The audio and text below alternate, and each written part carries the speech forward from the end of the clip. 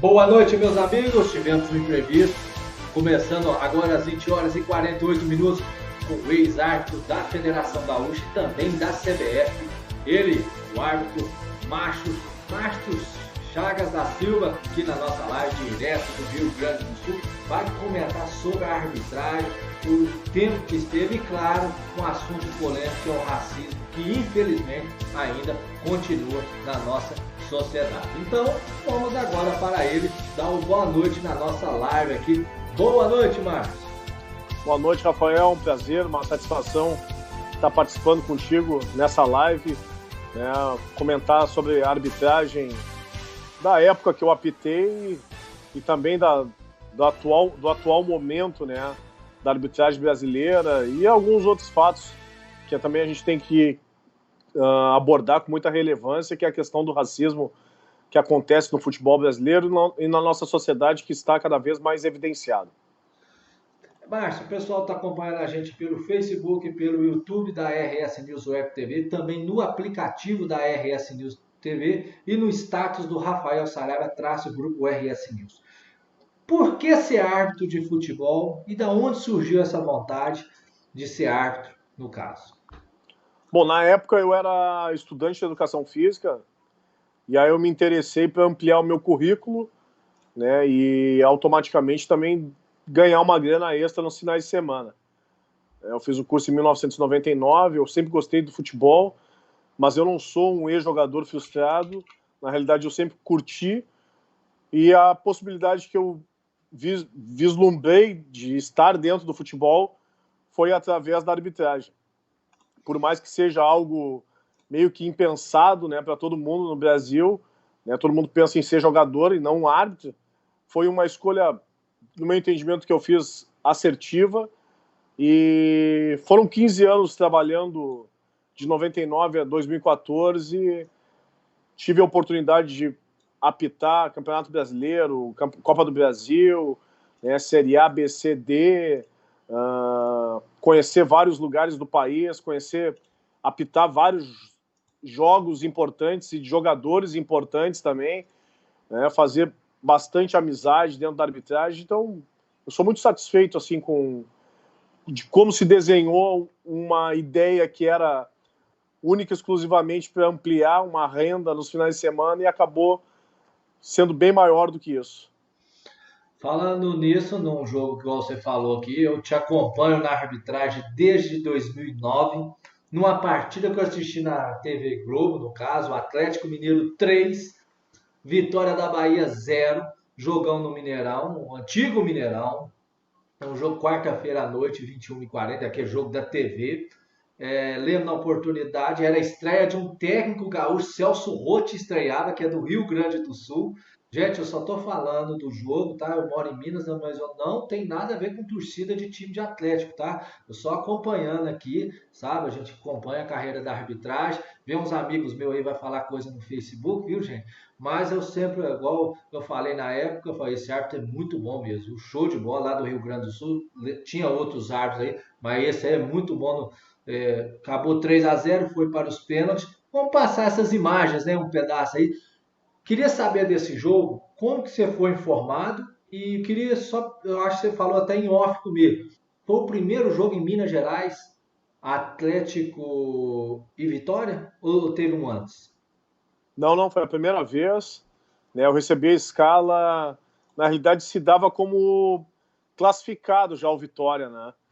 Não se espera, porque o Vitória tinha ganho a primeira partida 3-0 no Barradão, e aí meio que se dava como certa já a classificação do Vitória, mas surpreendentemente o Atlético, acho que antes dos 20 primeiros minutos já fez um gol e incendiou, fechou o primeiro tempo 1-0, no segundo tempo o Vitória teve uma penalidade, acabou errando, o goleiro do Atlético, se não me engano era o Juninho, acabou defendendo, e aí o Atlético foi quase nos últimos, assim, antes dos 40, fez 3-0, e no final da partida, por volta dos 45, 46 minutos, o Tardelli entrou sozinho na frente do goleiro Viafra, do Vitória, tendo a possibilidade de fazer o quarto gol e classificar, mas acabou errando o chute, e aí o jogo foi para as penalidades e o Vitória acabou vencendo. Mas foi a primeira vez que eu apitei um jogo do Atlético, né? A primeira vez que primeira e última vez naquele antigo Mineirão. E para mim era uma expectativa muito grande, porque era meio que um divisor de águas ali. Eu tinha que mostrar, né, o meu trabalho, que estava engatinhando, não conseguia alavancar minha carreira, e ali eu fui muito bem na partida. Depois o Márcio Rezende, que era o observador, o assessor de arbitragem, ele era o assessor, não me lembro se ele era o comentarista ou assessor, ele era o comentarista. Sim. Ele mandou um relatório para a CBF, né, elogiando a minha arbitragem e perguntando por que eu não estaria apitando a Série A do Campeonato Brasileiro, porque foi um jogo de alto grau de exigência e eu acabei saindo muito bem da partida, um jogo que me exigiu bastante, não só de mim, mas também dos meus colegas, que eram o Marcelo Barizon e o Alexandre Klenich, e foi muito bacana, assim, a experiência de apitar no antigo Mineirão, que era grande. Eu acho que as dimensões dele era igual a do Serra Dourada, era muito grande. Final do jogo eu não conseguia mais correr de tanta câimbra que eu estava nas panturrilhas, mas foi muito bacana, assim, a experiência, e ali deu uma alavancada, porque naquele mesmo ano eu consegui apitar o meu primeiro jogo da Série A do Campeonato Brasileiro, que foi em Salvador, Vitória e Corinthians. Um baita jogo com o Ronaldo Nazário jogando, né? Também uma baita expectativa de fazer um bom jogo. Então são essas histórias assim que marcam a trajetória do árbitro. O pessoal de casa, eu só tive uma dificuldade para reviver essas imagens, então o pessoal de casa aí já vai ver agora as imagens, né? Que o árbitro Márcio Chagas falando aí do jogo do Atlético e Vitória da Bahia, aí as imagens, o pessoal de casa acompanhando aí o primeiro gol do Atlético Mineiro, né? Aquele uniforme laranja da pênalti, né? Saindo, igual ele falou, 25 minutos. Teve um pênalti, né, pro Atlético, né?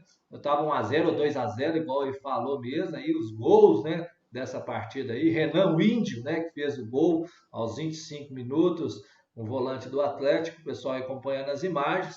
E nessa oportunidade, ó, Márcio, igual eu comentei com você em off, quando eu te chamei também, eu falei isso para você, eu vou, vai tarde, viu? Torço para chegar a FIFA, porque o jeito que você trabalhou nesse jogo aí, eu falei, esse cara é bom. Mesmo 2009, a arbitragem gaúcha teve um lance complexo num jogo de Copa do Brasil, Atlético e Botafogo, e eu falei, não, esse árbitro é muito melhor que aquele árbitro FIFA. Vai com todo o redão, porque você está ao vivo aqui no programa. Até eu te falei isso no Instagram que eu te chamei. Eu falei, eu lembro que você apitou esse jogo. Foi uma arbitragem impecável. E agora você só confirmou uma coisa que eu tinha imaginado na época, que foi o que o Márcio Rezende Freitas falou, porque eu concordo plenamente. Né? Na época eu falei isso, meus amigos, ó, esse árbitro é muito bom que trabalhou. O time do Atlético, até os colegas meus atleticando, o time do Atlético é horroroso mesmo na época, mas a arbitragem foi impecável, porque em Minas fala que a arbitragem prejudica o Atlético quando vem fazer, mas a sua arbitragem nos jogos que eu tive a oportunidade de assistir foram impecáveis. Essa aí o pessoal de casa está acompanhando as imagens de Atlético e Vitória, 2-0, foi para os pênaltis. Então, vou até mostrar um lance dos pênaltis, né, pessoal de casa aí, ver o árbitro Márcio Chagas na oportunidade, né, o pessoal aí está nos acompanhando aí. E nos pênaltis, Márcio, como aí acaba o jogo, vai para os pênaltis, né, dever cumprido nessa hora, só o pessoal de casa, 3-0, igual você falou, estava 3-0 para o Vitória lá, até os mais otimistas não imaginavam um resultado desse, teve um pênalti a favor do Vitória, claríssimo, o risco do zagueiro do Atlético na época, que pode ser entre aspas, até com o torcedor, não foi pênalti. Eu assisti assim, de 10 é 10 mesmo. Pelo seu trabalho nesse jogo, a gente tem que falar a realidade, que eu, no meu ponto de vista, não sou assim, um expert nada, cheguei a fazer o curso de árbitro aqui, mas foi um trabalho impecável até no jogo do Goiás de 2012, na inauguração da Independência. Então, como que foi ir para os pênaltis nessa hora? Com seus dois assistentes, como que foi aquela resenha com os dois assistentes após o jogo? Na realidade é uma preocupação extra, né? A penalidade para ver se não vai ter nenhuma irregularidade, goleiro avançando, nenhuma provocação também dos jogadores quando eles chegam ali no ponto na decisão, desde o ponto penal, sempre tem alguma animosidade. Mas naquele dia eles se respeitaram, não teve nenhuma fala, né, provocativa, então os jogadores chegaram tranquilos, era só ajeitar a bola e bater. Né? Mas aí chegou a última cobrança do Atlético, o Leandro Almeida, acho que era o zagueiro. Sim, Leandro Almeida. Isso, e aí acabou batendo e o goleiro defendeu e decretou a vitória do Vitória né, contra o Atlético Mineiro. Mas foi um baita no jogo. O time do Atlético, eu não achava ruim não, hein? Tinha o Diego Tardelli na frente, né? Um time que eu não achava um time fraco. E achei que eles fizeram um baita no jogo, que inclusive fossem vencer no tempo normal, depois que saiu o terceiro gol, porque eles criaram uma empolgação, uma motivação, e por pouco não saiu o quarto gol. Mas tem aquelas coisas do futebol, né? Quem não faz, depois leva, e foi o que aconteceu. Deu a chance para o time do Vitória, o Vitória foi lá nas penalidades e acabou vencendo. Esse jogo eu lembro que o Leandro, igual eu falei com você, ó, não, o Tardelli teve a chance de fazer o 4 e não faz. Ou seja, o futebol é isso. Quem não faz, toma, não tem jeito. Essa é a dica do futebol. A gente tá mostrando, apareceu aí o árbitro Marches aí, ó, no visor aí do pessoal de casa aí, no posicionamento. Dá saudade de ver as imagens em campo ou não? Ou tá com a missão cumprida no caso da arbitragem? Não, a missão foi cumprida, mas às vezes dá um pouco de saudade, né, principalmente das viagens e da resenha, aquela ansiedade antes de entrar no jogo, né? Tinha um cara muito legal aí em Minas, que era um massagista, o Carlão, que era muito parceiro também, um cara que, pô, ajudava um monte a gente se em algum momento tivesse algum tipo de desconforto muscular ou até alguma lesão. Ele era um cara que conseguia detectar bem, fazia uma massagem, dava uma tranquilizada legal. Então tem vários personagens aí que contribuíram nos bastidores com a arbitragem durante um bom tempo, que muitas vezes nem são lembrados, né? E o que dá saudade é disso, né? O dever foi cumprido, né? Foram 15 anos, eu acredito que saí satisfeito, mesmo depois que a gente vai conversar sobre alguma situação que culminou, né, numa antecipação do encerramento da minha atividade como árbitro, mas aquele período foi um período bacana, começar a sair do estado para apitar em outros lugares, conhecer outras cidades, outros estádios, né, jogadores, comissões técnicas. Foi muito legal. O dever foi cumprido, sim. O pessoal vendo as imagens aí, né? Agora as imagens o pessoal de Minas não é muito boa, né? Que o Viafra vai pegar o pé do Leandro Almeida, o pessoal de casa aí, mas a gente tá falando do árbitro, então trabalho impecável, parabéns pelo dia no caso. Eu tô depois de 11 anos comentando, mas fica registrado. O de 2012 também a gente vai passar. Agora, antes de eu passar, queria saber qual foi, igual você falou, viajou para os outros estados, qual foi o melhor jogo que você já trabalhou na arbitragem? Assim, não, esse foi o top, pronto, esse é o recorde de coração mesmo. Qual que foi o pessoal de casa que está nos acompanhando aí? Bom, o jogo que a gente aqui no Sul mais torce para apitar é o Grenal. Eu tive a oportunidade de apitar 4 e foi uma experiência bem diferente, porque é um jogo que exige bastante, não só durante os 90 minutos, mas tudo que antecede os 90 minutos da partida e o que acontece depois, a repercussão da partida. Mas assim, o que eu tenho guardado, assim, o jogo top foi Corinthians e Flamengo em 2011 no Pacaembu, que para mim foi o jogo dos dois times, né, das maiores torcidas do Brasil, que até inclusive tem um título, né, que é o jogo das multidões, e dois mega times. Flamengo com Ronaldinho Gaúcho, Thiago Neves, Renato Abreu, né, o Williams, tinha o goleiro Felipe, o Corinthians com um baita num time também, se eu não me engano, era Ralf, Paulinho, Sheik, Liedson, Alex, né? Então, tenho até hoje guardado na memória aquele jogo, e óbvio que os Grenais também, como esse que está passando aí na tela, que foi a minha última partida, inclusive em 2014, onde o Inter acabou sendo campeão gaúcho, ganhando do Grêmio por 4-1, mas o Corinthians e Flamengo ele tem um tempero diferente. O pessoal de casa aí tá falando o vídeo aí, ó, tá aí passando, o Arthur Macho, Grenal, final de 2014, não foi no Beira-Rio, foi no estádio... Em Caxias do Sul, Centenário. Aí, o D'Alessandro fazendo gol, né, no caso, ídolo do Inter, no caso, aí o pessoal de casa acompanhando, o Arthur Macho Chagas embaixo aí do visor, e eu vou até fazer uma pergunta, Márcio, sobre essa questão da arbitragem.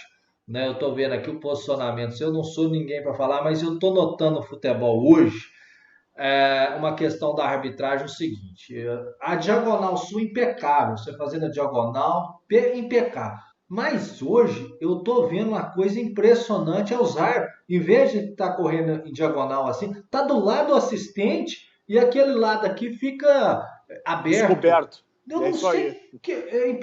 É geral, é árbitro FIFA, é CBF, é FMF aqui. Eu até passei mal assistindo uma coisa dessa. Você também. Como que você vê essa orientação da arbitragem? Está em cima do lance? É desconfiança do assistente? Como que você vê? Que você estava na época em campo. Eu falei, igual te falando. O seu trabalho foi impecável. Atlético 3 vitórias 0, até no Atlético e Goiás. Os dois jogos que eu recordo de você trabalhando, jogos de mata-mata, que eu acho que a gente teve vários jogos, como você falou, mas que foi um trabalho impecável, né? Porque eu estou em Minas, eu estou assistindo o jogo aqui, no caso. Mas como que você vê essa questão dos árbitros correr dessa forma? Para mim é errado, e o livro de regra fala que é diagonal. Eu vou te dizer o seguinte, nos últimos 5, 6 anos, houve um processo de elitização dentro da arbitragem, né? Então, se prevalece a questão física, mas a questão técnica, ela deixa a desejar, né? E esse deslocamento dentro do campo se peca bastante hoje. Muitos erros acontecem por esse mau posicionamento, né? Pelo árbitro querer acompanhar perto demais a jogada, ao invés de respeitar a sua diagonal e ficar com a jogada sempre à sua direita, que é como manda o livro de regras, né? Como manda a orientação, que os árbitros tenham sempre a jogada à sua direita para tomar as decisões mais assertivas. Mas não é o que acontece hoje. Há um desespero dos árbitros de mostrar que estão correndo 12, 15, 14 quilômetros por partida, mas ao mesmo tempo estão correndo errado, né? E aí faz com que coloque até em dúvida se eles têm realmente confiança no assistente ou não, né? E outra determinação também que, no meu entendimento, é equivocada, é o fato dos assistentes, em alguns momentos, quando é muito claro o impedimento, já matar a jogada no mesmo momento, ficar esperando a informação vir do árbitro de vídeo. E isso vai acontecer de que alguém vai acabar se lesionando sério, né, por essa demora e omissão, que no meu entendimento é a omissão dos árbitros assistentes de esperarem a informação e não tomarem a decisão antes mesmo da informação do VAR. Então, algumas orientações eu não concordo, mas eu sou favorável ao uso do VAR. Para mim, ele é uma ferramenta muito importante, porque jogo que dá polêmica é bom só para quem vence, é ruim para quem perde, que reclama, e ruim para quem erra, porque é punido. Ele só é bom para quem ganha. E o VAR, ele é uma ferramenta que veio para auxiliar a arbitragem, só que ele está sendo usado, no meu entendimento, de maneira equivocada, né? Inclusive, alguns árbitros esperam até colocando a mão no fone o tempo inteiro para tomar decisão de um simples lateral. Não se tem mais autonomia e iniciativa, fica usando o VAR como se fosse uma bengala constante, o que faz com que se tenha tantas reclamações, mesmo tendo o VAR à disposição. Sobre o VAR, igual eu ia te fazer essa pergunta sobre o VAR, que se é benéfico, você já falou. O ponto eletrônico, a bandeira eletrônica, na sua época, você entende que ajudou a arbitragem a trabalhar? E na época, assim, como que você viu a aceitação do ponto e da bandeira? Porque o ponto tem gente que começa porque treinou, quer arrancar, jogar longe, Como que foi na sua época a questão do ponto eletrônico e também a questão da bandeira eletrônica? Eu acredito que a bandeira pode ter sido uma coisa, com você no caso. Bom, quando eu comecei a apitar, não tinha bandeira eletrônica, o melhor contato era o visual, né? E eu sou meio antigo nesse sentido, eu gostava desse tipo de comunicação dentro do campo de jogo. Depois veio a bandeira eletrônica, né, que ajudava bastante, principalmente quando o árbitro demora para olhar para o assistente, então ela bipava ou dava uma vibrada no braço, isso chamava atenção e o árbitro automaticamente tinha que olhar ou para o assistente 1 ou para o assistente 2, porque alguma informação estava sendo passada. E aí depois eu ainda comecei, antes, assim, uns 3, 4 anos antes de encerrar a carreira, veio o ponto eletrônico, que era para ser muito bom, mas tinha alguns colegas que passavam o jogo inteiro falando, e muitas vezes causavam uma irritabilidade. Eu fui um de que muitas vezes desligava o ponto, porque eu queria apitar, eu não queria ninguém buzinando no meu ouvido o tempo inteiro, né? E ainda peguei um período onde tinha um árbitro adicional, que era aqueles árbitros que ficavam atrás dos gols, né, orientando ali em alguns lances se tinha sido dentro ou fora da área. Isso ajudava bastante.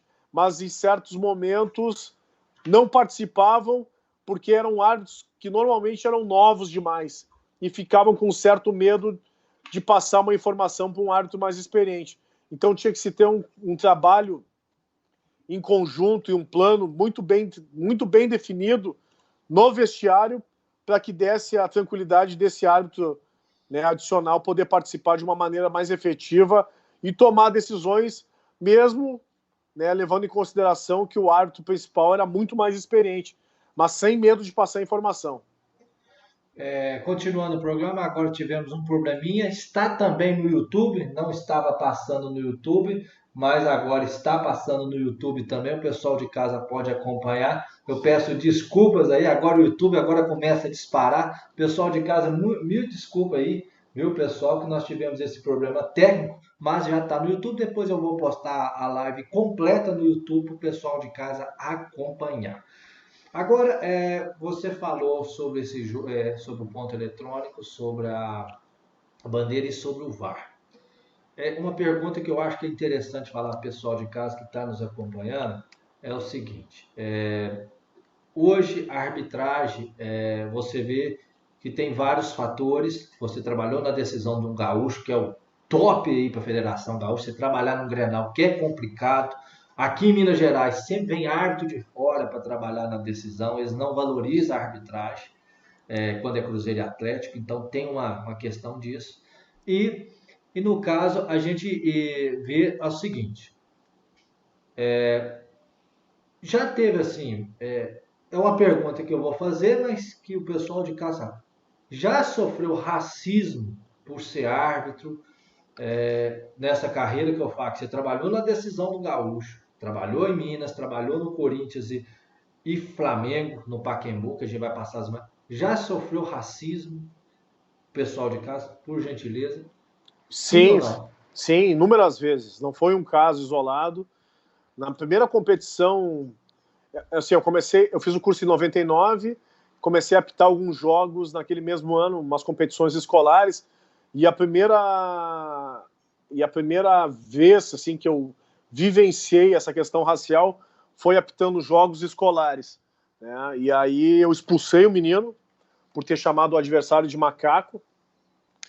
E quando ele estava saindo do campo, o pai dele veio descendo a arquibancada gritando: bobalhão, tá querendo estragar o jogo, quer aparecer, estragando o jogo dos meninos e tal, não sei o quê.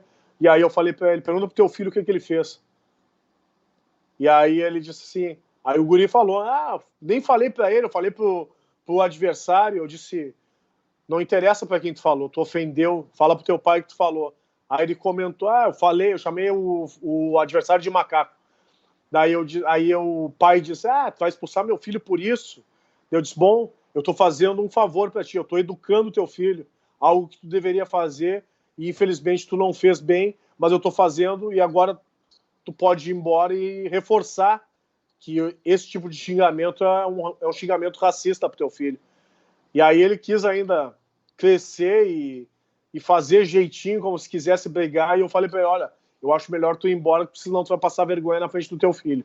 E aí ele acabou indo embora, e aí quem acabou sendo punido fui eu, que não pude mais apitar os jogos daquela competição escolar, porque aquela escola entrou com uma reclamatória alegando que não queria que eu apitasse mais. Mas tudo bem, eu fiz a minha parte e acho que fiz o correto. E depois, em 2001, quando eu fui apitar a minha primeira competição pela Federação Gaúcha de Futebol, um FPAM, Encontro de Futebol Infantil Pan-Americano, que acontece na cidade de Alegrete, também aconteceu um fato inusitado. Eu entrei no campo para apitar a semifinal entre Boca Juniors e Defensor, do Uruguai, e quando eu entrei no campo, o time do Boca saiu. Eu imaginei que eles tivessem saído para fazer aquela oração tradicional, mas não, eles foram... O diretor foi até o organizador da competição exigindo a minha substituição, porque eles não confiavam no árbitro negro apitando a partida. E aí o chefe da arbitragem bancou a minha escala e disse que se fosse me tirar do jogo, ele levaria toda a arbitragem embora e não teria mais arbitragem naquela competição ali, na outra semifinal e na final e na decisão de terceiro e quarto. E aí eles voltaram, jogaram, ganharam, né, e acabaram sendo campeões da competição, e ali eu comecei a observar que essa lenda de que o futebol é um espaço democrático, na realidade ele não é, né? Depois eu passei por uma situação junto com a comissão de arbitragem de futebol, onde um membro da comissão me convidou para ir até a casa dele para me dar uns planos de carreira, que ele via potencial, né, e sabia que eu podia chegar longe. Então ele me deu um papel e caneta, eu comecei a escrever.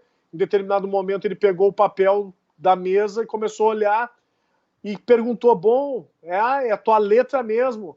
a gente estava em dúvida se alguém te ajudava a preencher a súmula ou não. E aí eu perguntei assim, como assim?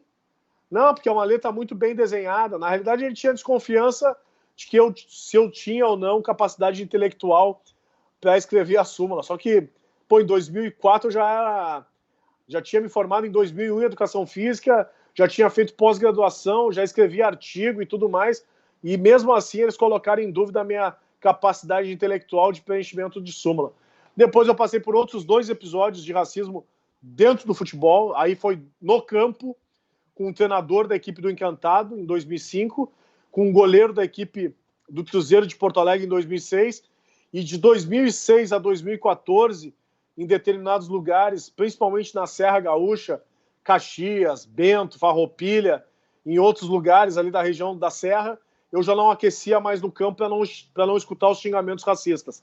Macaco, negro de merda, volta para a África, volta para a selva, morto de fome, escória, lixo, e um ditado que eles gostavam de dizer bastante, que era matar negro não é crime, é adubar a terra, que era o que me deixava mais brabo.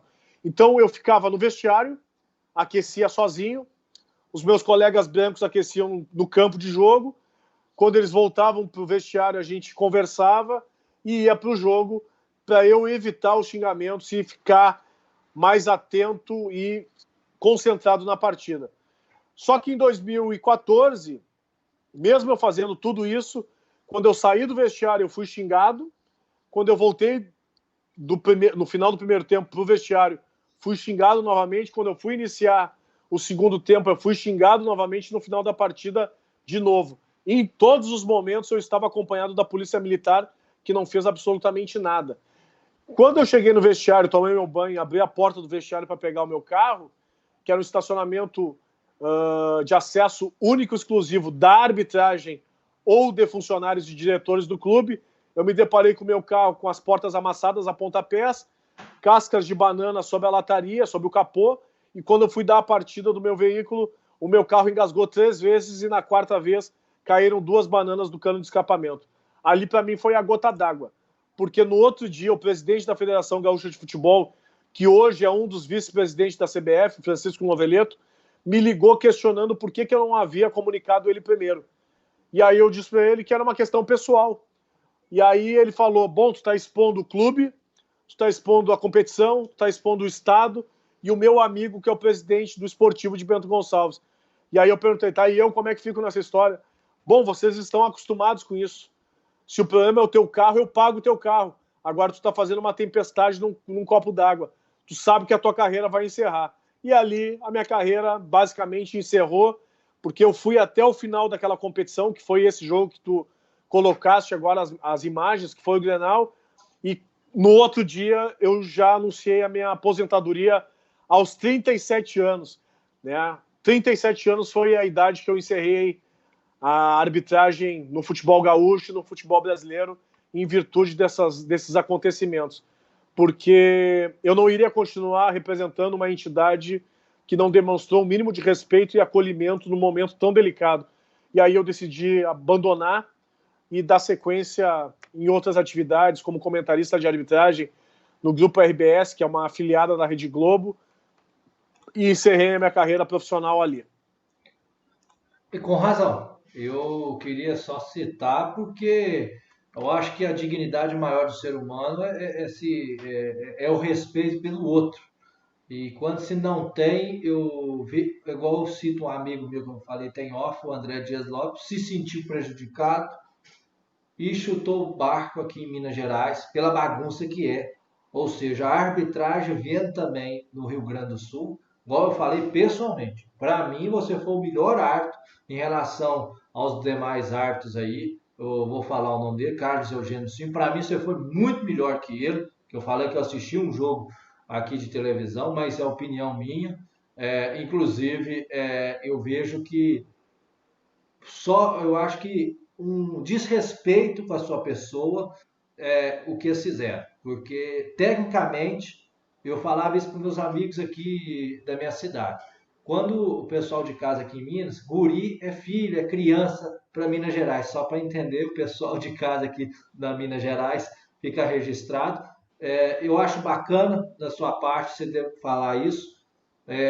vejo o seu lado político também tem esse lado, eu sou esquerdo, eu sou antifascista, então fica registrado, eu não compactuo com esse tipo de ideia, eu fico nesse ponto também, então assim, eu vejo que você está certo nesse ponto, e igual você falou, adubar a terra, matar negro não é crime. Agora, no Sul, aconteceu um fato lamentável numa rede, né, que vende eletrodomésticos, é uma empresa francesa, dois seguranças. Não é a primeira vez que essa rede francesa acontece. Já matou um cachorro. Só um minuto, peraí, por favor. Posso? Quero falar alguma coisa, até se você me fez um gesto, você quer que... Não, foi a minha filha que entrou aqui e abanou para dar Não, oi na live. pode colocar ela, fica à vontade, o pessoal de casa aí, fica à vontade, quer falar alguma coisa? Daqui a pouco ela volta aqui. Então tá bom, então, fica registrado, pode ficar à vontade para falar. Vou perguntar essa, se o papai é muito bravo como em campo. É uma pergunta que fica registrada. Mas, desculpa interromper, mas aí no Sul, eu conversei com uma árbitra aqui de Minas Gerais. Ela falou que a irmã dela é morena, foi para o Rio Grande do Sul e sofreu preconceito na questão da cor. O Sul ensina racismo em algum momento, assim, aí eu não vou falar a palavra forte, é o berço do racismo, há muito racismo aí no Rio Grande do Sul. O pessoal, um cara, só porque ele nasceu branco, acha que é nobre, que acha que é europeu. Tem isso aí no Rio Grande do Sul? Queria saber. Tem, é bem desenhado isso, tem um recorte racial, social bem estrutural. Porto Alegre, infelizmente, eu não me orgulho de dizer, é a capital mais segregadora e racista do país, né? E a comunidade negra, ela vive basicamente dividida em 6 bairros, e os 6 bairros são periféricos. Então, é uma cidade que tem lugares, sim, de brancos e lugares de preto. Bem desenhado, não esconde nada disso, e infelizmente no interior se tem essa ideia de que a colonização alemã e a italiana são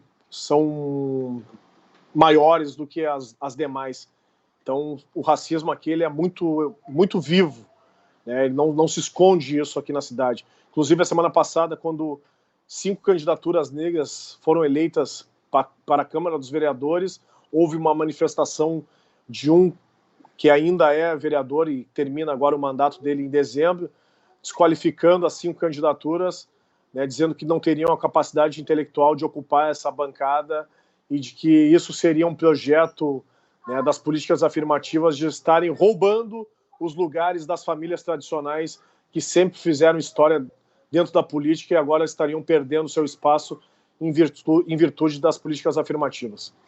Essa questão que você falou, uma coisa que eu sempre falei, né? Eu acho uma falta de respeito com o ser humano, porque se a gente for olhar essa questão da cor, a gente tem um líder nato, que infelizmente já não está junto com a gente, mas não é brasileiro, é africano, e foi um líder nato, até um filme falando da sua liderança, Invictus, né, no caso, que foi o papel dele. Inclusive tem uma Copa do Mundo lá na África do Sul, que é o Mandiba, né, Nelson Mandela.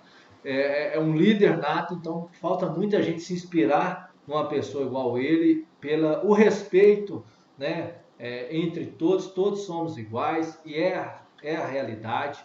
Eu gosto de citar, igual você comentou do PSOL, igual tá aí no fundo do pessoal de casa, tá vendo aí, aconteceu no Rio de Janeiro essa fatalidade, uma líder, Marielle Franco, que foi uma líder, no caso, no Rio de Janeiro, seria senadora, viu? Provavelmente, se ela fosse candidata, seria eleita senadora, fica registrado.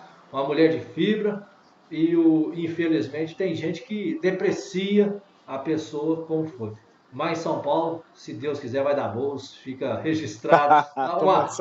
Uma união muito grande. Presidente Lula, Ciro Gomes, com todo respeito, eu votei nele, porque eu acho que ele também é inteligente, não sei que ele é PDT. Marina Silva da Rede. Então achei muito bacana o que está acontecendo em São Paulo, esse apoio à frente ampla. Não gostei do do França não ter apoiado, deveria ter ajudado essa frente ampla para acabar com essa desigualdade que é feita no nosso país, infelizmente. Se eu for falar de política, vai agarrar até amanhã. Eu gosto também demais, então fica registrado. Mandando aqui uma boa noite para o Hélio Vieira. Caroline Costa e Silva é arta da CBF. Essa moça participa das lives comigo aqui na terça-feira. Essa moça, ela é muito inteligente, é arta CBF por Minas Gerais. Ela, infelizmente, atos racistas são comuns no futebol e na nossa vida.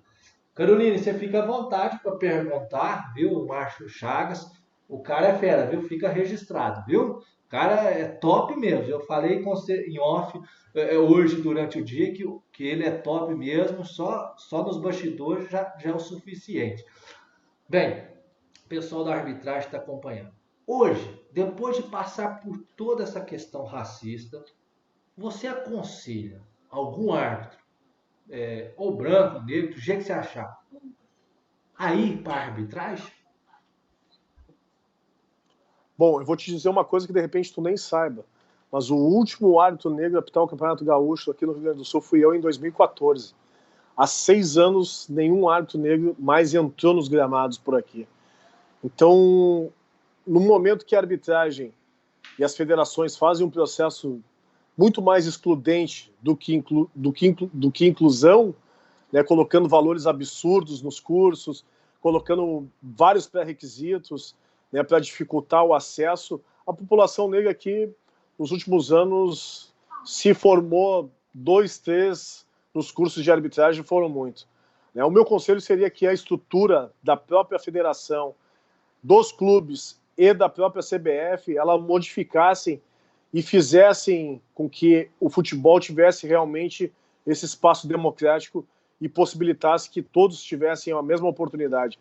Mesmo que a gente saiba que vai prevalecer a questão dos apadrinhados, né, de quem é mais chegado, mas que se tem assim uma questão de equidade, né, se tem a possibilidade de ter um equilíbrio maior. Hoje, para se ter uma ideia, no Campeonato Brasileiro da primeira divisão, só tem 4 árbitros negros que apitam. É o Wilton Pereira Sampaio, o Wagner Magalhães, o Delson da Silva, do Pará, que não, acho que está afastado porque estava concorrendo à política, e o Luiz Flávio Oliveira. São 4 de 500. Sabe? É absurdo isso. Sabe? Não, se elitizou, se embranqueceu um ambiente que historicamente sempre foi, né, visto como um espaço democrático e de que realmente prevalecia a questão do mérito. Né? Não que eu não sou meritocrata, porque eu sei que meritocracia no Brasil não existe. Só existe para quem tem sobrenome. Mas era um espaço onde, sim, podia árbitros negros terem o mesmo espaço do que árbitros brancos na divisão das escalas, e hoje não acontece mais. Agora eu vou fazer uma pergunta que vai ser polêmica, mas não polêmica na minha cidade. Na minha cidade, Pará de Minas, ela é polêmica. Eu sou obrigado a fazer ela, porque é o seguinte, envolve racismo. E eu vou até abrir a tela em mim primeiro para fazer a pergunta, para depois... Seguinte, um diretor de árbitro, né, chega, antes era treinador de um time de futebol. E no campo de jogo, ele direciona um árbitro, chama, aqui no futebol amador, de preto, se é macaco, se é tição, se é isso, se é ruim, se é pé, se é um macaco, se é um preto. Falou isso tudo. E hoje, ele é diretor de árbitro da minha cidade. Agora eu vou te fazer uma pergunta. Assim, não foi com você que aconteceu isso. Foi com outro árbitro. Nós sabemos que a arbitragem é desunida. Agora eu vou te fazer essa. Você trabalharia com um diretor desse que chamou outro? Outro não, foi você. Como preto, macaco, esses treinos. Só para o pessoal Nunca. de casa em Pará de Minas, só para saber. E queria saber a sua opinião, por gentileza. Nunca, porque um cara que fez isso com esse rapaz, ele é capaz de fazer com qualquer outro, né, outro tipo de xingamento com uma pessoa branca também. Então, é um cara que, no meu entendimento, não tem credibilidade alguma para comandar e não seria comandado por um sujeito desse, né, por uma questão até de coleguismo também. Eu sempre pensei na questão do coletivo e, de repente, tenha encerrado a minha carreira muito em virtude de pensar numa questão mais ampla, não individualizada. Se, de repente, eu me calasse como, né, o bem quis o presidente da federação, eu poderia até ter dado uma alavancada maior na carreira, mas eu preferi não ficar quieto, comprar a briga, enfrentar realmente o problema, né, e levar adiante, porque é uma questão de honra e dignidade, porque eu acho que isso é uma das virtudes dos seres humanos, né? A gente tem que ter um mínimo de hombridade, um mínimo de dignidade, e quem é comandado por um cidadão como esse está sendo conivente com as palavras dele. Eu assino tudo que você falou embaixo, registro até em cartório. Eu, igual eu te falei, eu sou árbitro de futebol amador. Tudo que você falou no negócio, se eu fosse um pouquinho mais egoísta, eu acho que eu tinha chegado um pouquinho mais longe na arbitragem. Podia ter, se eu pisasse no pessoal, eu acho que eu passasse uma rasteira num, passasse no outro, eu acho que eu poderia ter apitado um jogo mais top um pouquinho, sabe? Pra pisar nos outros, que eu acho que muitos assim chegam nesse ponto, não estou falando do seu caso, mas tem muitos árbitros que chegam dessa forma, pisando o outro, fazendo isso, fazendo aquilo. Então, eu só queria registrar essa pergunta, eu não citei nome, mas como tu concordo, está sendo conivente com essa questão, e eu concordo. Se eu te contar, são 14 anos de arbitragem, se eu tiver apitado 60 jogos do futebol amador, foi muito.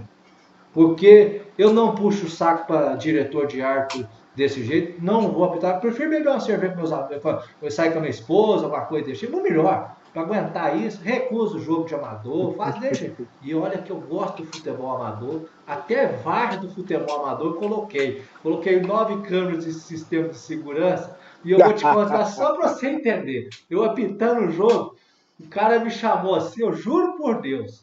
O cara me chamou, Saraiva, confere para mim o lance. Eu pus a mão, eu fiz esse retângulo. Eu treinei no espelho aqui. Eu quebrei uns 7 espelhos para treinar um trem desse. É emocionante demais. Mas aí, só para registrar, a Caroline Silva, que eu estou te falando que é árbitra da CBF Minas Gerais, está aqui pergunta no Facebook da RS News Saraiva. Então vamos lá, só para ver a pergunta dela aqui, que eu vou ler agora, viu, cara? Agora tá no Face é mais fácil. Que o Instagram não sei mexer, não. Essa questão de equidade deveria ser em todos os sentidos, tanto na questão de raça e de gêneros? Falta apoio e política por parte de vários órgãos? Essa é a pergunta da Caroline Silva. Sou partidário porque a exigência é a mesma, né? A documentação é a mesma, o teste físico é o mesmo. Estando capacitada, tem que trabalhar também, tem que ter equidade também das mulheres atuando na competição masculina. Tem uma menina de São Paulo, se eu não me engano, que vem apitando aí e tem demonstrado e calado a boca de muito marmanjo, que sempre colocou em dúvida a questão da qualidade técnica e física das mulheres para acompanhar uma partida. Inclusive, ela foi para o Mundial ano passado, acho, se eu não me engano. Ela é muito boa árbitra, ela apita muito bem. Pena que outras tantas não tiveram as mesmas chances. Em São Paulo tinha a Regildênia, que apitava demais também, firme, né? Uma mulher assim, de fibra, nunca foi amedrontada. E outras tantas mulheres que podiam ter apitado o Campeonato Brasileiro, né? Tanto da Série A, B, mas infelizmente é um sistema que ele é extremamente machista e não oportuniza que as mulheres tenham essa possibilidade, e muitas vezes as colocam ela como símbolo sexual, né? De uma conotação completamente num estereótipo de mulheres que estão no meio masculino como se fossem objetos. E isso é muito triste na nossa sociedade, porque isso aí acontece frequentemente na arbitragem também. Você tocou no assunto, eu não tenho livro aqui, mas o livro de regras de 2006 tem a capa da Ana Paula Silva de Oliveira com short e saia com a camisa da arbitragem. No fundo, eu não tenho aqui para mostrar, não sei se recorda, mas é essa que é a capa da época de 2006, explorando a sexualidade da Ana Paula Silva de Oliveira de São Paulo. Não sei se você recorda disso. Me lembro. Foi um livro que chamou muita atenção na época, né? Em comentários, porque um ano depois ela acabou saindo na Playboy ainda. Então, infelizmente, é um sistema que ele além de ser racista, ele é machista e homofóbico, né? É cheio de preconceitos, e não adianta colocar placas nos estádios e fazer campanhas midiáticas se é um sistema que não possibilita que se tenham mulheres no comando, fazendo escala de arbitragem, de que tenham LGBT também fazendo escala, porque por que não pode estar no meio do futebol? Né? Qual é o problema? Se tiver, se cumprir as exigências, não tem problema algum, mas ainda se tem uma estrutura completamente preconceituosa dentro desse ambiente do futebol. O pessoal de casa aí, a Caroline, que é top, que participa das lives com a gente na terça-feira, mas ela está afastada por compromissos profissionais, negócio de mudança de faixa. Ela já esteve, a gente sempre entrevista mulher. A Janete Maracanjo, que já esteve na nossa live, top.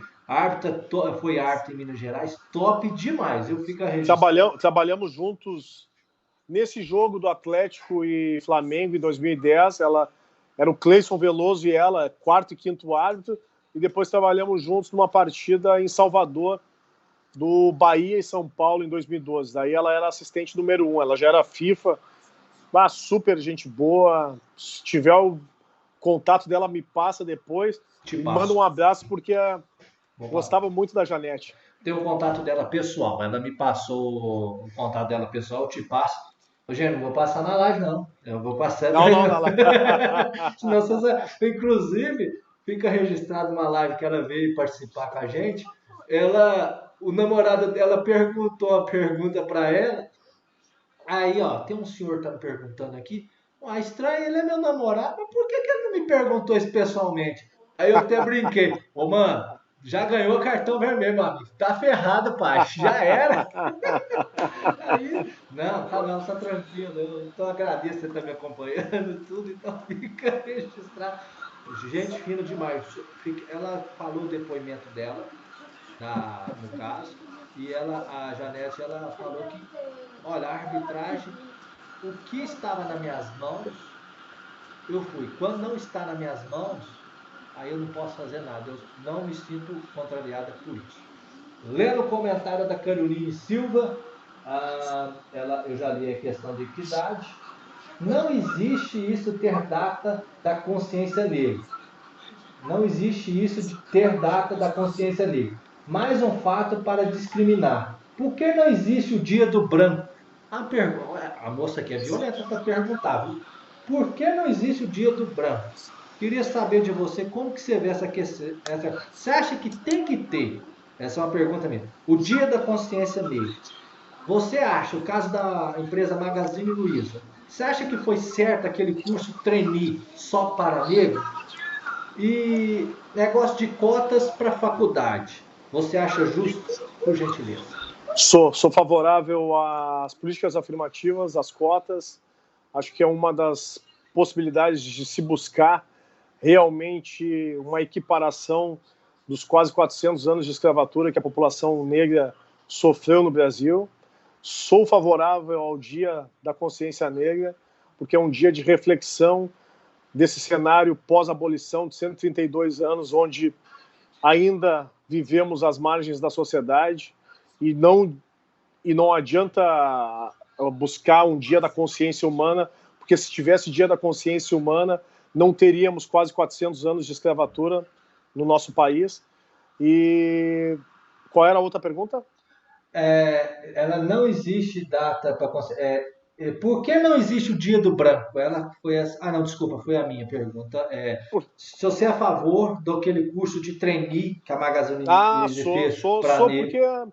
Porque o curso de trainee nada mais é do que também uma tentativa de equiparar e não colocar o negro somente numa posição de subalternidade, como seguranças, faxineiros, que parece que é a posição que fica, né, cômodo para a sociedade. Então, ali a Magazine Luiza, no meu entendimento, ela fez um processo de fazer com que essas pessoas que consomem os seus produtos, né, que é um público, né, mais popular, também enxerguem pessoas capacitadas que sejam iguais a elas ocupando esses espaços. Eu vejo com muito bons olhos quando uma empresa adota essas políticas afirmativas e tenta buscar uma equiparidade, né, nesses cargos de poder que normalmente são ocupados por homens brancos historicamente. Então só se perpetua a cadeira, só se troca, sai o filho, entra sai o neto, entra o filho, e só vai se perpetuando, como acontece ainda em vários setores do nosso país, nos cargos de poder, como política, né, no legislativo, no executivo, no judiciário. Então tem que ter, sim, essa quebra hegemônica para que a gente consiga, né, ter espaço em todos os lugares e lutar por essa equidade, por igualdade, que ainda no Brasil ela está muito distante. Eu vou só dar meu ponto de vista.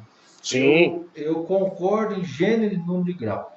Porque uma criança, né, desculpa falar o termo, uma criança branca ou negra, até chegar à idade adulta, eu entendo que a criança branca teve mais oportunidades, mais risco, e em vez da criança negra sofreu mais preconceito. Ou seja, o aprendizado de uma pessoa negra vai lá embaixo e a da branca teve mais privilégios.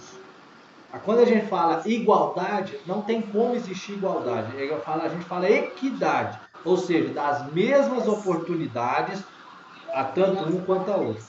Tem que ter igualdade entre negro e branco. Não tem. Tem que ser equidade. É as mesmas oportunidades para um para outro. Não vai ser igual. Não existe igualdade. Com todo respeito, o pessoal de casa está acompanhando. Não existe isso no nosso país, infelizmente. Eu entendo o seguinte, ainda existe um Ku Klux Klan disfarçado na nossa sociedade. Concordo contigo. Infelizmente existe. Não adianta falar que não existe, que existe. Mas concordo com esse ponto. Teve um cara aí, infelizmente, falou: pra que esse trem? Não existe racismo. Igual um cidadão falou: não existe racismo nesse país. É muito fácil falar, né? Quando você não sofre, não tem nada, né? Igual e muito fácil falar um cara que há 2 anos atrás ainda falou que nós herdamos a indolência dos índios e a malandragem dos negros. Então ele desqualificou os povos originários e o povo que deu o seu sangue, o suor e vida na construção desse país, para ele estar usufruindo desse lugar que ele está hoje. Verdade. Boa noite ao Paulo Sérgio acompanhando a nossa live. Carol, pode fazer pergunta para ele, fica à vontade, que você tem inteligência para fazer essas perguntas, porque fica registrado aqui. O pessoal de casa está nos acompanhando também no YouTube, certo? O pessoal de casa aí também está me acompanhando. E então, mandando boa noite ao pessoal também do YouTube, que também está assistindo a gente no YouTube.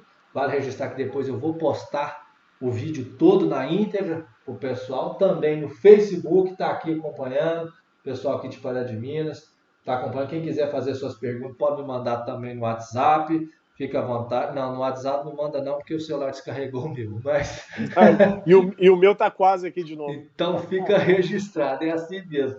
Pessoal de casa, assim, só vou passar um vídeo, né, pessoal de casa, desse jogo. Do Atlético não, é do Corinthians e do Flamengo. Pessoal, eu vou passar esse jogo, depois se der a gente passa do Atlético e do Corinthians, no caso aí. Corinthians 2-1, né, contra o Flamengo, né? 2-1, Flamengo 2011. 2011, o pessoal de casa vai ver. Vamos lá, no Pacaembu, hein? Melhores momentos, 7 minutos, tá aí. Um jogo à noite, né? Correto? Jogo à noite, Pacaembu lotado. Os dois times na época estavam disputando ali os primeiros lugares, né? E o Corinthians ali, quando ele venceu, ele assumiu a ponta e manteve até o final da competição sendo campeão. O pessoal de casa está acompanhando. Esse jogo foi o melhor que você trabalhou, né? O pessoal de foi. Casa tá... O que mais me exigiu, e para mim eu tenho, assim, com uma lembrança muito, muito significativa. Porque, inclusive, no 10 minutos de jogo, eu tive um estiramento na minha coxa e aguentei no osso até o final. Então, para mim foi uma superação também.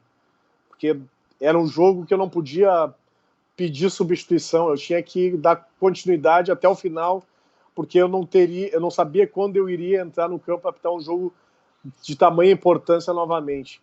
Então, aguentei no osso e fui até o fim, e não foi pela arbitragem que passou o resultado.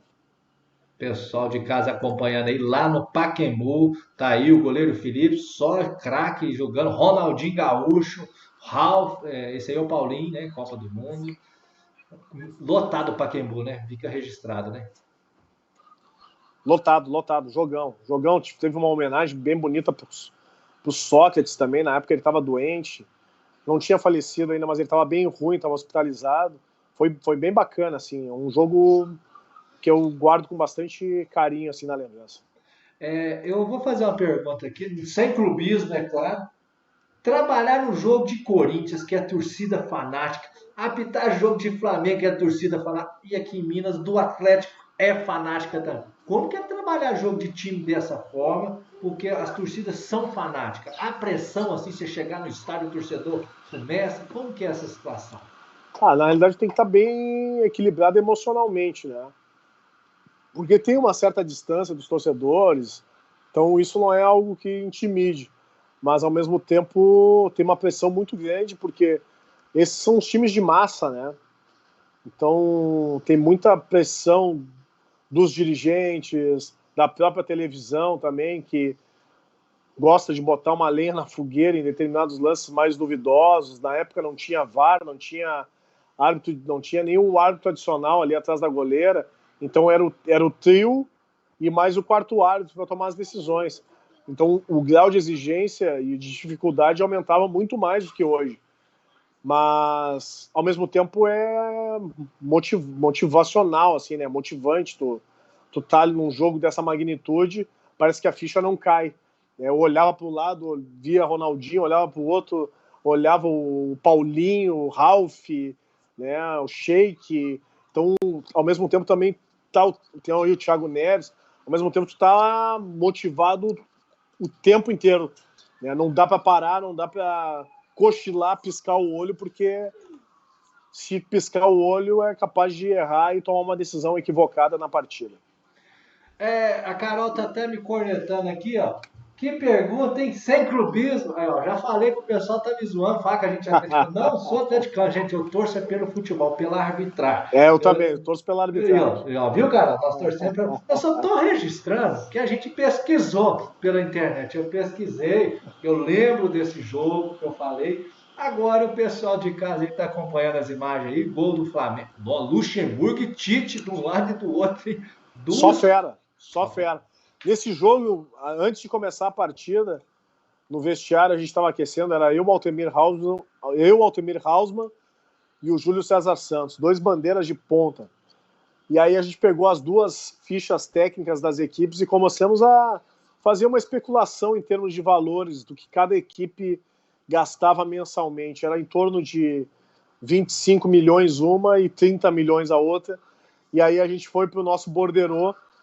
A taxa de arbitragem na época, para quem era aspirante à FIFA, como eu, era R$ 2.300. Perto desses jogadores, não pagava nem um quarto do bicho que esses caras iam ganhar. Então, assim, para ter uma noção da discrepância de valores e da cobrança que se tem com relação à arbitragem, né, com relação a um jogo de uma grandeza como essa. Se ganha quase nada. Mas para se colocar o nome e a imagem ali em risco o tempo inteiro, porque um erro numa partida dessas, a repercussão ela é nacional, internacional, e vai o nome para o jornal, e vai o nome para a TV, e vai o nome para todos os programas esportivos. Então, é muito pouco valorizada a arbitragem no Brasil. É uma situação aí, o pessoal de casa está acompanhando. Agora, eu vou só mostrar, é um jogo da inauguração do Independência, inaugurou em 2012. Carol vai me falar alguma coisa. Foi Atlético Mineiro e Goiás, o Atlético perdeu 2-0 em Goiânia e... Não, perdeu 1-0 em Goiânia. Não, foi 2. Foi 2-0. Foi 2-0. 2-0. 2-0. Porque o até fez 2-0 e tomou um gol aos 44 minutos e já era. Tinha que fazer 4 para ir para a próxima fase. Agora vem a Carol e me fala, não torce não, pô, sabe tudo. não torço para time nenhum. O povo vai me. Viu, cara? Eu torço para arbitragem. Fica registrado isso aí. Então, mas foi 2-0. Era o Bebezão, o Neto Berola, esse time todo. Isso aí, isso aí. Era o Giovani, goleiro do Atlético. O Cuca tava, depois de perder de 6-1 num clássico, tava balançando. Era o Calil, presidente, na época do Atlético. Essa é uma pergunta, igual você fez 2 jogos do Atlético de mata-mata. Como que você viu, assim, vou falar aqui em Minas Gerais. Eu comento com o torcedor atleticano que o Atlético jogar no Independência é diferente do Mineirão. No Mineirão ele é saco de pancada e no Independência é o Boca Juniors na Bomboneira. Dá uma mística ser uma torcida de massa. Você não, assim, eu falo assim, dá uma diferença o jogo, parece que aquele cara não joga nada, jogou tudo dentro do Independência.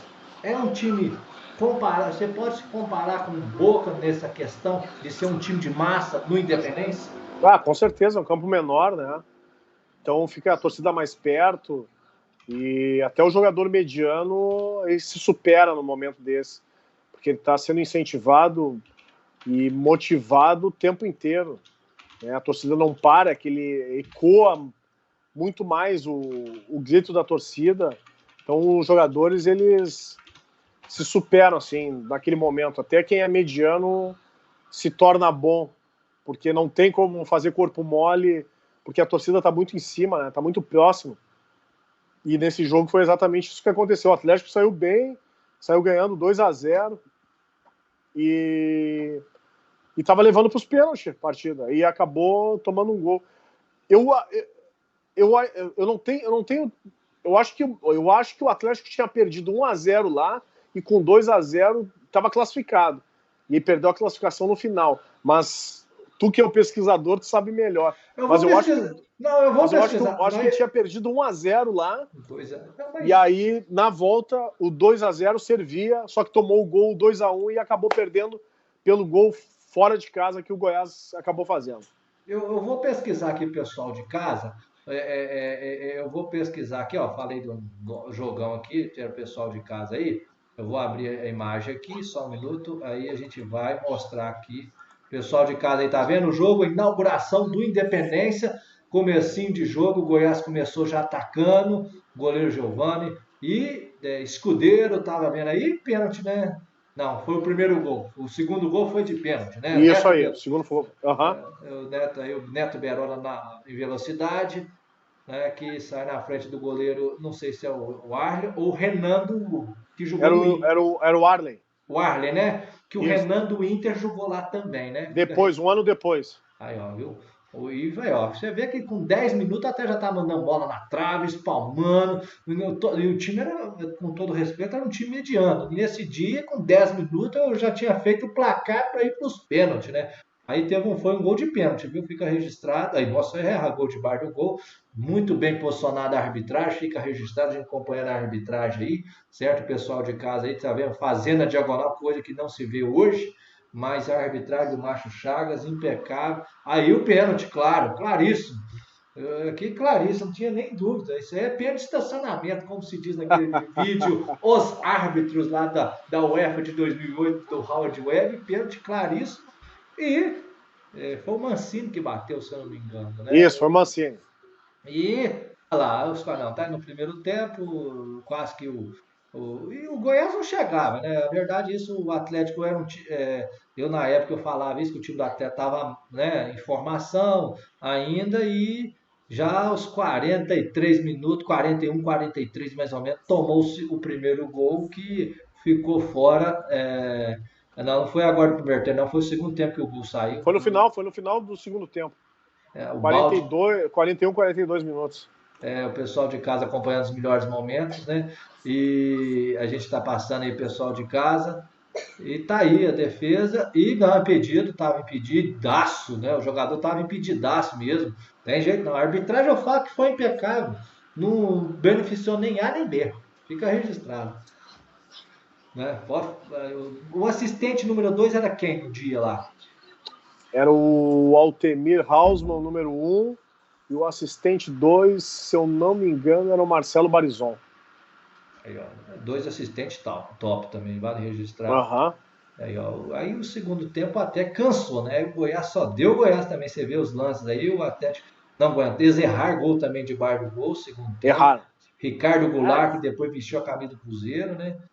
E defendeu aos 20 minutos, defesaça do goleiro Giovani. Pessoal de casa acompanhando. Aí, ó, eu acho que é 38 para 53. Quase, né? Quase sai, ó, 38. Atleticano, eu vou te falar, os atleticanos, nossa senhora. Nesse dia eu falei, não, vai dar para ir para os pênaltis. Aí, ó o balde de água fria aí, ó. Tá aí o balde, ó, esse lance mesmo, ó. O Triquinho falha, a marcação, e vai, ó, 41. Eu falei, foi 41, eu sabia que tinha sido 41. Opa. Pessoal de casa aí, só um minutinho. Isso aí mostrando o lance, estamos chegando aí. Opa, conexão de rede está ruim. Espera aí que já está conectando, espera aí. Aí mostrando os lances, daqui a pouquinho o Márcio vai voltar na nossa live aí, tivemos esse problema técnico. E o árbitro, Márcio Chagas, terminando aí o jogo, o Goiás classificou para a próxima fase e seguinte. Eu só estou aguardando, pessoal de casa, o Márcio voltar na live, certo? Que deu uma saída, mas já pode fazer suas perguntas, né? Mostrando aí o pessoal de casa e mostrando aí como que foi o jogo. Aí mostrou o vídeo aí, o pessoal já acompanhou o vídeo aí no caso. Gente, essa live de hoje pode estar com um probleminha, o Márcio pode estar mandando mensagem aqui no caso, eu vou só confirmar aqui. Então, só o pessoal aí tá aí resenhando, tá perguntando. Só um minutinho, por gentileza, o que acontece? Quando é ao vivo é assim mesmo, certo? Então, fica registrado. Opa! Tá reconectando. Espera aí que já estamos reconectando. Um minuto. Um minutinho, espera aí. Espera aí, deixa eu ver aqui que o Márcio tem um probleminha, mas a gente vai reconectar. Vamos reconectar o Márcio, que tivemos um problema técnico. Nós estamos tentando reconectar aqui. Eu peço desculpa ao pessoal de casa. Nesse momento, tivemos esse problema técnico. Ele vai voltar na nossa live aqui.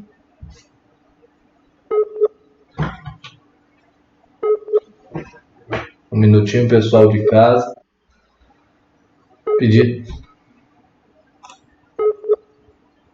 Mandando boa noite para o Celso Duarte, Marcinho Morato, acompanhando a nossa live aqui, né, nesse momento. E tivemos esse probleminha técnico no caso, né? Não fica registrado aqui. Pessoal aí acompanhando a nossa live, fica à vontade para fazer as perguntas, mas acontece quando é ao vivo, é assim mesmo. Hoje foi o nosso convidado Márcio Chagas da Silva, na nossa live aqui, e eu, assim, queria agradecer a todos que acompanharam essa live, e tivemos esse problema técnico, né, que eu acredito que foi questão de bateria do celular que nós tivemos, por isso começamos a nossa live mais tarde, certo? Então, nós iremos remarcar novamente essa live para falar sobre vários assuntos que não pôde ser falado na noite de hoje. Chegamos agora a 21 horas e 58 minutos. O pessoal de casa aí dá para ver que ainda não tem, ele está offline. No caso, visto pela última vez, no caso eu vou só tentar reconectar, mas estamos com esse problema no caso. Então, só estou tentando aqui reconectar, um minuto por gentileza. Eu não estou conseguindo reconectar. Só um momento. Ao vivo é assim mesmo. Queria agradecer a Caroline, o Paulo Sérgio, o pessoal que acompanhou a nossa live aqui hoje. Realmente estamos aí, a live hoje está com esse problema. Realmente tivemos esse problema técnico. Queria agradecer a todos aí que acompanharam a nossa live, o árbitro Márcio Chagas da Silva, é o árbitro aí que esteve na nossa live aqui, né? Então, tivemos esse problema técnico hoje, mas vai voltar novamente, vou trazer ele novamente aí para falar do futebol aí, tá aí o pessoal, a foto dele, e iremos falar novamente, certo? Então, aqui, ó, o pessoal de casa está me perguntando, tá agora desse jeito, mas é porque é um problema técnico mesmo, Então, quero agradecer a todos aí que acompanharam a nossa live. Não, desculpa, vamos voltando sim. Vamos voltando à nossa live. Eu peço desculpa ao pessoal aí que ele vai voltar daqui Alô? a pouco. Já estamos escutando, Marcos. Estamos tranquilo. Pode vir aí, só vou posicionar aqui, só um minuto por gentileza. Vamos posicionar o Márcio Chagas, que tivemos esse problema técnico, que é assim, Não, na realidade acabou minha bateria aqui, eu vou ter que carregar de novo. Ah, tá, sem problema. Só inverte a tela, por gentileza, por favor, porque para nós ver. Isso. Pronto, aí vai ficar assim, não tem problema não. Aí, inverter aqui. Tá certo. Não, aí você inverteu a tela. Isso. Isso mesmo. Tá tranquilo, não tem problema não. Isso acontece. Deixa eu ligar aqui. Acende aí porque tá com pouca luz aí no ambiente. Só para continuar o raciocínio, né? Aí, ó, agora sim ficou limpinha a imagem, porque a luz, eu tô com 2 reflectores aqui em cima, tá? Oi! Olá! Pode aparecer, vai, vira aí, vamos virar a live aí, ó. Tá aí. É que acabou minha bateria. Tudo bem, tranquilo, tá de boa, acontece. Márcio volta nesse momento, estamos aí só restabelecendo o sinal. Ô, Miguel, acende a luz lá e baixa o volume no teu videogame. Não, aquela outra, a primeira. Aí. O pessoal, desculpa, ao vivo baixa assim. o volume. Pronto, agora sim, voltamos ao vivo com o Márcio. Só que não pode gritar agora porque eu tô falando aqui. Desliga lá o som, cara. Tira o som. Não, mas tira o som. Tira o som lá, por favor. Aí a gente já vai começar, já o Márcio já vai estar de volta. Já está tudo ok, o Márcio, então. Isso, é só colocar o celular deitado. Isso, Márcio. Agora sim, tudo certo. Pronto, eu vou só redimensionar um minutinho aqui, que ao vivo é assim, para nós continuarmos o raciocínio aqui. Márcio, a gente estava falando do jogo Atlético e Goiás. Eu cheguei a passar algumas imagens. Você esteve no campo, o pessoal de casa acompanhou as imagens. O até tomou gol aos 41 do segundo tempo. Você falou aos 43. Não é clubismo. A Carol tá falando, eu falei 41, não tem clubismo, mas fica registrado. Carol vai me zoar depois. Mas, igual eu te falei, tanto nesse jogo quanto no Atlético Vitória, foi uma arbitragem impecável, mostramos o vídeo. E você falou do jogo Corinthians e Flamengo, foi o melhor. Também fizemos uma pergunta polêmica sobre a questão do racismo. Hoje, mesmo com essa situação do racismo, você acredita que vai melhorar, vai ter menos ou vai acabar o racismo no nosso país? Essa pergunta eu tenho que fazer, por gentileza.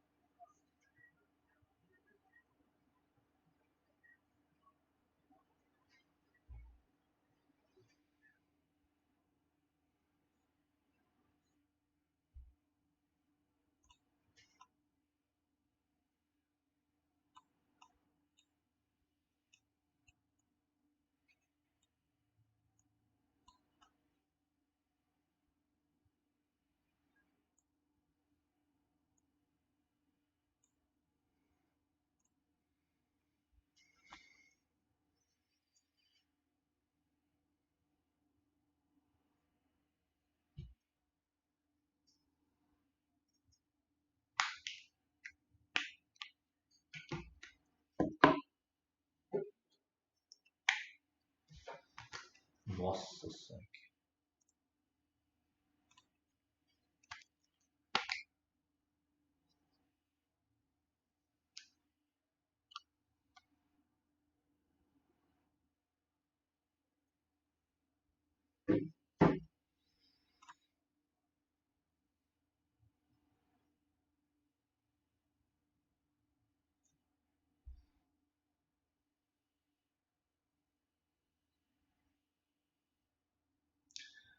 Eu vejo uma coisa assim, agora só fazer essa pergunta, tom político. Você acha que a sociedade deveria olhar mais a política com os olhos de análise e não pelo modismo? Ah, eu vou votar num candidato, um exemplo. O Collor, porque é bem aparentado, bonitão, estiloso, eu vou votar nele pela aparência. Como que você vê essa situação da política? Ah, eu não gosto de política, eu não gosto de... Como que você vê a sociedade? Deve gostar da política e como olhar um candidato, por gentileza?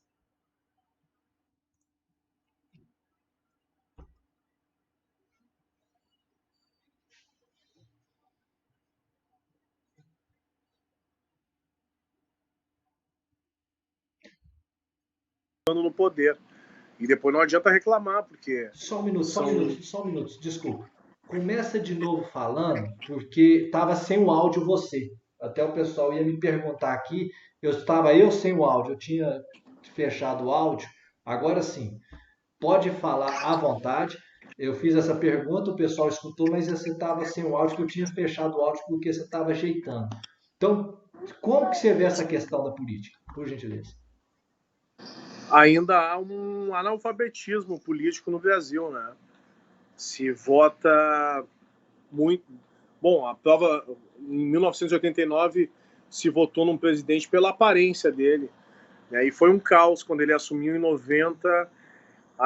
Ele confiscou todas as poupanças, o que ocasionou vários suicídios no país, né? Mas se votou num cara pela aparência dele. Ainda se tem a ideia de que quem é de uma família bastarda ou quem tem um bom visual vai fazer um bom governo, né? E isso a gente sabe que não funciona no nosso país. A gente tem que saber o histórico daquelas pessoas, se realmente são pessoas sérias, se não são falcatruas, se não são pessoas que já cometeram algum tipo de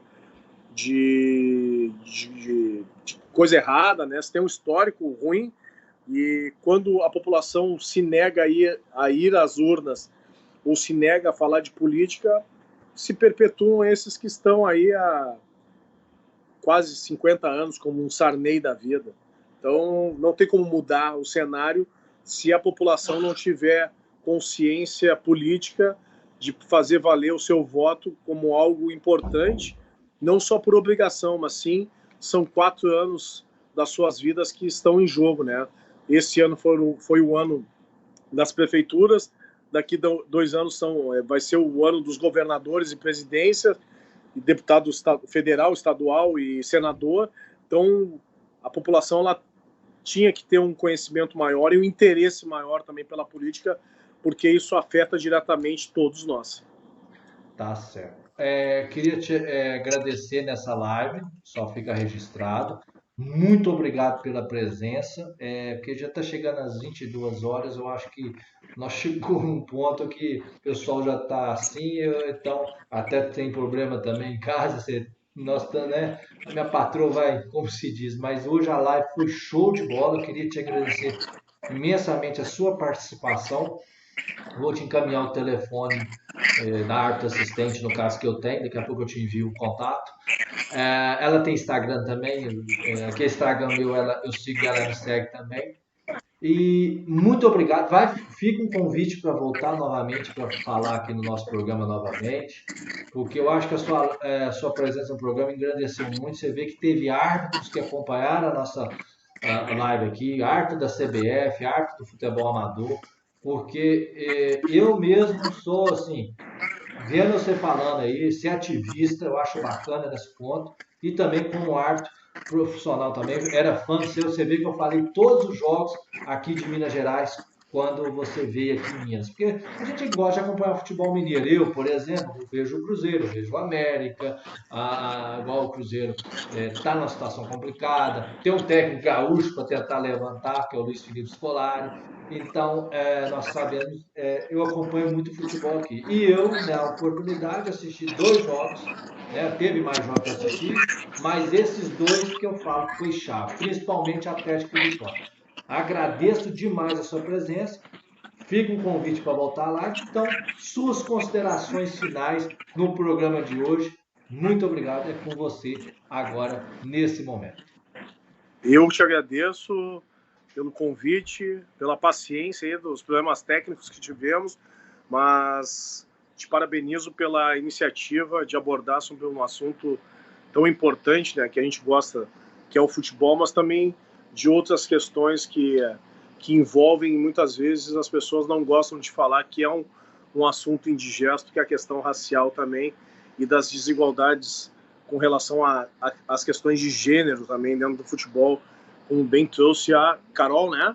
Isso. Caroline Costa e Silva é árbitra da CBF, que fazia as perguntas, está no Facebook aqui, fica registrado, ela que fez as perguntas para nós. Ela participa de uma live na terça também, só que ela está afastada porque ela está com mudança de faixa em Taekwondo, que ela faz, aí um negócio de Dan, no caso que ela comentou, é profissional dela, e ela está afastada, deve vir em dezembro, deve participar de outra live, aí eu já vou fazer uma abordagem completa, mas eu quero que você volte novamente aqui, você, Janete, você fica o convite para voltar, não é só de uma live não, viu? Só chamar que o bate-papo aí foi muito bom e vai ser uma honra aí estar contigo novamente.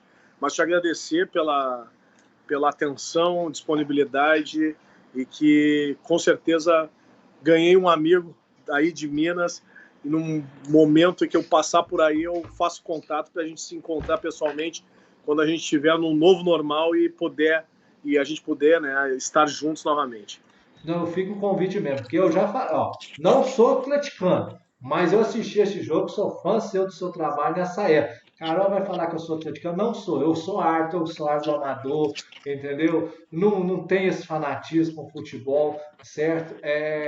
Mas eu vou só falar para você, eu parei de apitar jogo na metade de 2012 e 2013 eu parei de apitar jogo. Eu nem queria ir para campo, porque eu tinha compromissos. 4 de julho de 2012, 2013, eu nem quis saber de futebol mais. Só para você, não, eu quero mexer com arbitragem, porque eu tinha coisa para fazer no final de semana. Então fica registrado. Então, eu te agradeço de coração mesmo por participar dessa live. Vou te fazer novamente um convite mais para frente, aí você ajeitando as coisas, que você está na correria aí. Eu até posso falar que eu estou em Minas Gerais. Torço aí para a ex-vice candidata a presidente da República com Haddad, que foi para presidente Manuela. Minha irmã é fã da Manuela, fica registrada, chama Ana Carolina. Com todo esse respeito à palavra, ela gosta do Partido dos Trabalhadores. Eu, assim, também gosto das ideias, né, da esquerda. Para ser sincero, se você me perguntar, eu sou esquerda e sou antidireita, por causa que eu acho que o governo é para quem precisa. E hoje a gente vê um governo de direita para quem não precisa, e quem precisa não está sendo amparado, infelizmente. Então, fica registrado. Mais alguma consideração que queira falar? Tudo ok, estamos juntos nessa caminhada aí, eu também concordo contigo. Eu acho que o caminho é para a esquerda, que é uma construção coletiva e progressista no nosso país aí, para que atenda realmente quem precisa, né, que é a população mais carente, a população periférica, quem hoje ainda vive às margens sem o mínimo de condição necessária de sobrevivência, né, sem saneamento, sem saúde, sem educação, sem segurança, sem iluminação, né, tudo que seria básico para qualquer cidadão viver no nosso país. E a gente sabe que uma população ela não tem esse atendimento de qualidade, e a esquerda ela visa exatamente isso, né, fazer com que a população geral consiga ter essa dignidade para morar e viver, né, no nosso país, que ainda é muito desigual. Tá certo, esse foi o árbitro Márcio Chagas da Silva, que esteve na nossa live aqui. Muito obrigado a todos que participaram da nossa live, aqui no Facebook, no YouTube. Depois iremos postar o vídeo na íntegra. O pessoal de casa, Márcio, eu vou te encaminhar o vídeo, não sai da live, por favor. Meus amigos, muito obrigado pela sua presença no programa de hoje. Já sabe, aqui é a RS News Web TV, a melhor cobertura continua aqui, com temas interessantes e educativos para todo mundo, e ter um pouco mais de informação sobre questões assim que, infelizmente, abre espaço de diálogo. O diálogo é o melhor momento, então o pessoal agradece, o pessoal do Rio Grande do Sul que acompanha a nossa live aí, e torço para voltar. Pode participar da live, participa, manda um alô aí pro pessoal de casa. Quer participar, o seu filho vai participar, no caso, pode aparecer, pode colocar ele. Aqui, ó. Só fazer uma pergunta para ela. Papai é bravo? Ó, ele perguntou se o papai é bravo. sim! Tá certo, encerramos o nosso programa de hoje. Meus amigos, muito obrigado por acompanhar a nossa live aí. Já sabe, a melhor cobertura aqui é RS News. Torcemos juntos e uma boa noite. Valeu. Valeu, muito obrigado.